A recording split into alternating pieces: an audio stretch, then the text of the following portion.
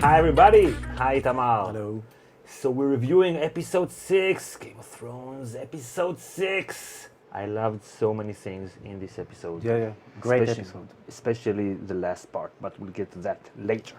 So the name of the episode is Blood of My Blood, And we can see it on the first scene, right? that Bran is being saved by his blood. Benjen, Benjen Stout has returned. you have returned. No, Benjen. So Benjen, if you don't remember, he's the brother of Ned Stark. So he's Which makes him the uncle of Bran. the uncle of Bran. Great breakdown, Itamar.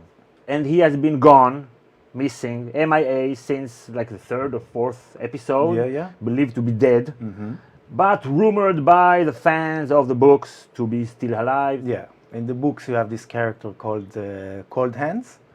He sits on a giant elk. He's an undead. He's of an sort. undead of sort. People suspect that probably it's Benjen, but I'm not sure about that. Right. There are a lot of reasons to think that Benjen is not this Cold Hands. But in the show, for the fans, thank you. Yeah, we yeah. get it. We get him. Just at the right moment, when they were about to die for the first time in the season, something happened just in the nick of time, and he saved them both. And we also got to see some very cool flashbacks from Bran. It's like a recap of the history of Westeros, the last 15, 20 years. Right. I Yeah, think yeah. we'll see a lot more flashbacks in the 3 remaining episodes. And apparently Benjen was very close to death. He was stabbed by the White Walkers, and he said he was just about to turn Into a white. into a white, but just let me put my tinfoil yarmulke. Oh, yeah. Maybe he wasn't going to turn into a white, but to a So? White Walker. He's a Stark, Benjen Stark. So maybe because of the yarmulke, but just saying, maybe from God. there is a connection between the Stark and the White Walkers, and the White Walkers are Starks themselves.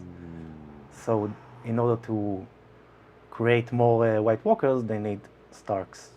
And have you noticed that he drank from a rabbit's blood? Okay, blood of my blood. So Okay. maybe this rabbit is a Targaryen rabbit. Okay, let's go to Confirmed. Sam. We saw Sam with Gilly going to Horn Hill to see his dad. They had a very cool family dinner. Awkward. And we got to see his dad for the first time. That's an SOB. In my line of work, you meet all kinds of parents. Some of them are very, very, very bad parents.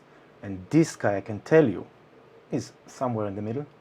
So they're sitting there eating dinner, and Deacon is going all Deacon and saying, I shot a defenseless animal from afar, from safety. Ooh, have you shot a defenseless animal from afar? No, I fucking killed a White Walker, you bitch! yeah. So that was our exposition to Sam Tarly's family. His father is harsh, his brother is a Deacon, his sister is sweet, Yeah. his mother is fabulous. Yeah, great family actually, except from the from the father, From the males. from the males. Yeah. Sam, it explains a lot about Sam and how he's so sweet, And kind, sweet person, kind, Right. generous, generous. knowledgeable. Gilly likes that. Right. She likes nerds. He was born like 1,000 years before his time. Yeah, for sure. Before the awkward dinner, I wanted to see them meeting for the first time, seeing each other for the first time. That would have been very interesting to see, hi Dad, hi Sam. Or maybe ignoring each other, they jumped right through to the dinner. Some very good acting in this scene by Sam and his father. Randon Tarly is a bully. He's a bully. He bullies poor Sam, fat shaming him, Right. cock blocking him. But because Sam's son, supposed son, alleged son, is his own blood, he says, I will protect him. Yeah, that's a good point. So we expected that Sam will be in a process of killing the father Right. in a psychological way, Right. which means to detach himself from the father's gaze and expectation. And called it that Sam would not confront his father at first, but only disobey him and run during the night to Old Town. Boom! And will take the family sword. Right. I think that this pretty much promises that we will see them meeting again because he took Yeah. his sword. And I can definitely imagine a scene in which Sam is running away with the sword, like, And his father,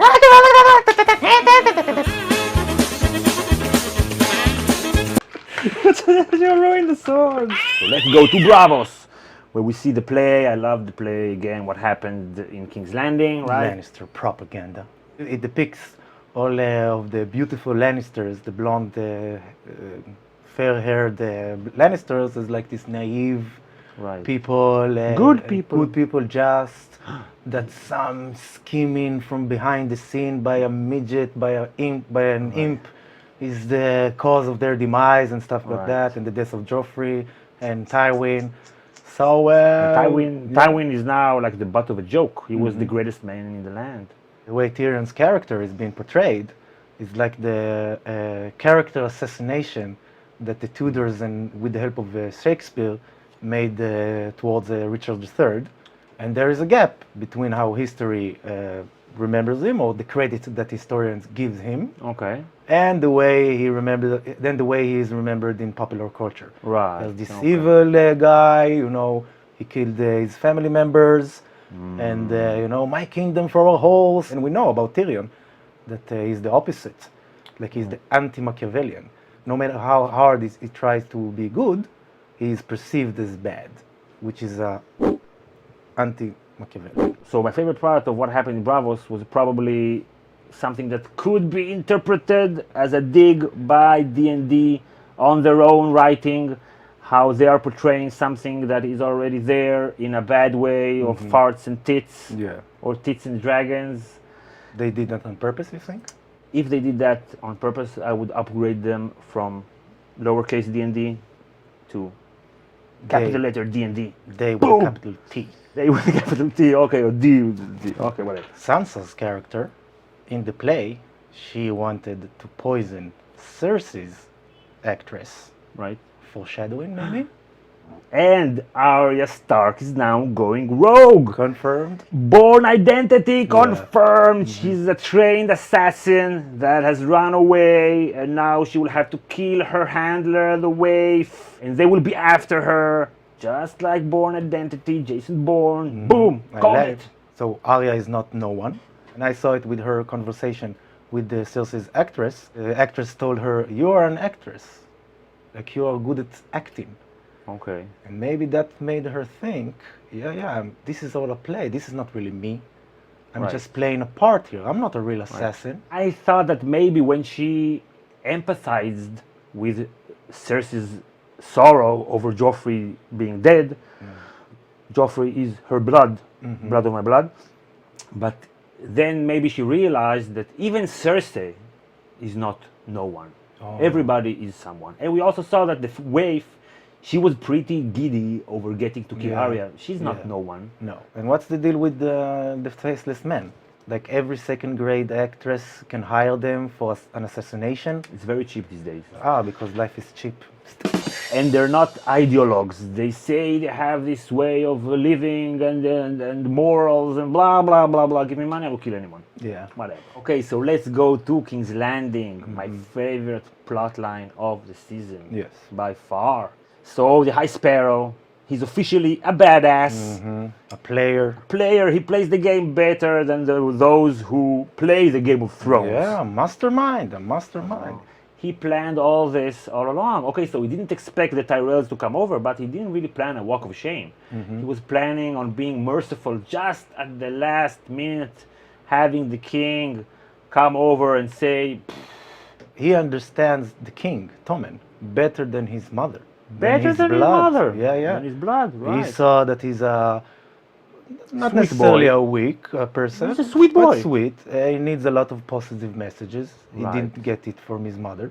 And he said to him, the crown and the faith are together. As long as you're the crown and I'm the faith. You know what I'm saying? Right. You know Not what I'm saying? Cersei. But this is your opportunity to do something good. Become a man. So he betrayed his own blood of his blood. His own family. He sat on the throne. Kevin was off focus the whole scene, and he was telling Jaime what to do. That's a new Tommen. Yeah. So he will die very soon. Yeah. So basically, he told Jaime, "You're no longer part of the King's Guard. go to Riverrun, right? Reminiscent of what happened to Barristan Selmy. That was the Right. precedent because he was supposed to serve until his death. Right, yeah. And I still expect Jaime to find out about all of Cersei's sexual adventures outside of their bond. Maybe he will find that out when in Riverrun somehow, because that's where he's going. And Brienne is also going over there. Now that he's free from the King's Guard, he's basically the heir, the legitimate, lawful heir of Casterly Rock. He's no longer bound by his vows to inherit nothing. No, so basically it means he has an army of his own right now. The Lannister The army. Lannister army, yeah. And he's gonna take the Lannister army to Riverrun because Blackfish, he's Caitlyn Tully's uncle, Right, her father's brother. right. So he escaped from the Red Wedding, and now he took over Riverrun, which means that Littlefinger did not lie to Sansa when he told her that. Right. So Brienne is going over there, the Freys are going over there, Jaime is going over there. And Frey mentioned the Brotherhood without banners were terrorizing the land. Right. So also maybe Oh, a maybe we'll foreshadowing. see that. I like this showdown between the Crown and the Faith that gave you some glimpse of the checks and balances of the time, of the separation between the branches of government. You know, the religious branch of government that is responsible for the souls and morals and stuff like that, and the secular branch of government, the royal branch of government, which is responsible for maintaining order and stuff like that. But the high authority is the religion, is the text. Like interpreting the Constitution is under the responsibility of the Supreme Court. Yes, so in this case, this is a court supreme. Ooh, a court supreme. How about this Marjorie? Do you think that she really feels the burn? Is she a born-again faither? No, she's a player. She's fooling everybody. Right. Like when they showed her face when Tommen came over, she was genuinely relieved. If she really wanted to atone and repent and whatever, she would have been maybe disappointed. Oh, now I can't repent in front of the gods. Oh, damn. Right. So we know that now a trial by combat is coming with the mountain and the face. Maybe a Clegane Bowl. Not hyped about it at all, but I could see that. If they brought back Benjen, maybe the show would do a Clegane Bowl. Yeah, maybe. So let's talk more about that in our prediction video for episode 7. And remember Bran's vision about the Mad King wanting to burn the city, and you saw the wildfire very clearly. Maybe that's a foreshadowing for a theory that has been out there that Cersei is going to burn King's Landing. Like the last days of the Third Reich. Reich? Like Hitler sitting in his bunker, giving orders to destroy everything. Right. Okay. I think also the wildfire that we saw in Bran's vision, and if I remember correctly, in the first episode, we saw that the whole of King's Landing and the Red Keep maybe is on top of wildfire. Maybe that is symbolic for the powder keg that is King's Landing, and the people and the Sparrow movement. Everything is just waiting to blow up. Let's go to the most awesome, incredible part of the episode. Daenerys Targaryen, the Genghis that was promised. Major nerdgasm. That was incredible with the dragon and with the speech. Come on, you called it. Yeah. And it went down exactly how you said. You called it. You I said did. she was going to unite the Khalasars. I did say that, A yes. year ago I you said did say that. that. I And exactly you said- said that she was I going to talking do a about the speech. exactly. Come on, let's- Brivido gejani. Och Arya Quenningen mori. As Dario told Daenerys, Daenerys Genghis Targaryen is not meant to sit on a chair. She's meant to sit on a dragon. Yes, she's a conqueror, not a ruler. And she didn't respond to it like, no, you wait and see, I will do my Right. best. No, she was, oh, okay, my dragon. This is my dragon, just wait here. Right. So, and try to imagine after she goes to Westeros, she conquers King's Landing with her dragons and the Dothraki, and then she sits on the throne. That's not for her. So she will go to Westeros on a dragon with the 1,000 ships. Right. And Where will she get all horde. those ships? Don't worry about that.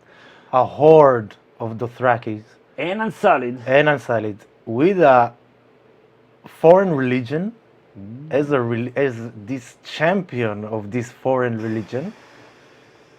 everyone just gonna bow down and No. say take the kingdom. No, They're they gonna will fight. fight. So she will have to fight the people that she will rule over. Ooh. And echoing what you said about the last episode, about creating a monster you cannot control, she's basically firing up those crazy Dothraki, Yeah. creating a weapon of mass destruction she will not be able to control. When they get to Westeros, will they be nice or will they rape and pillage and burn and kill? Yeah, yeah. They are like the anti-Unsullied. Like she was told that the Unsullied will not rape, will not pillage, they will not do anything. The Dothraki will do Yeah. all that and more. She's not the good guy in the story. She's not. Her army is her blood of her blood. The Blood Riders. They're Yeah, yeah. all her Blood Riders. Yeah, which means she tells them, "I'm a Dothraki. This is her blood. This is her blood." Maybe her blood is being the daughter of the Mad King, being mad herself. Her blood is dragon blood. And when she sits on the dragon with all of her army and like, yeah, you will follow me as my blood riders and we will conquer everything. We'll take what is ours. This is the exact moment of a memento mori. Remember that you are mortal, that you will die.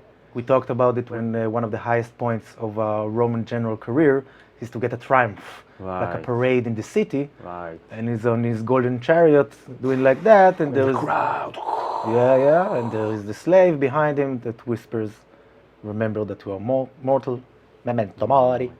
And she Remember doesn't that have anybody. And she's a mythical figure. Like Paul Atreides, like he released the Fremen, unleashed them all over the universe. Like with his jihad, she's going to do a jihad on Westeros. And this scene reminds me a little bit of the Mount Sinai scene after the Exodus by the Okay. Hebrews. She went up the mountain and came back with the godly power. Okay. Maybe that's a foreshadowing that she will not reach the promised land. But she will reach Westeros eventually. Yeah, but symbolically, the throne will not be hers. Boom! So if you enjoyed the video, please click like. Thank you for all your likes. And if you want to get all our videos, 3 videos during the season, a ton of season reviews once the season is over, you should click subscribe. And if you want to support our channel, we have a Patreon page. The link is in the description. You can sponsor us, support us, allow us to make more videos, and also get access to our Patreon-only videos. More personal, more intimate. Check it out. And if you want to learn more about Daenerys Targaryen as Genghis Khan, here is the video. We called it. And if you want to learn more about Randyll Tarly, his military career, predictions for season 6, here it is. And we'll see you all next time. Bye everybody.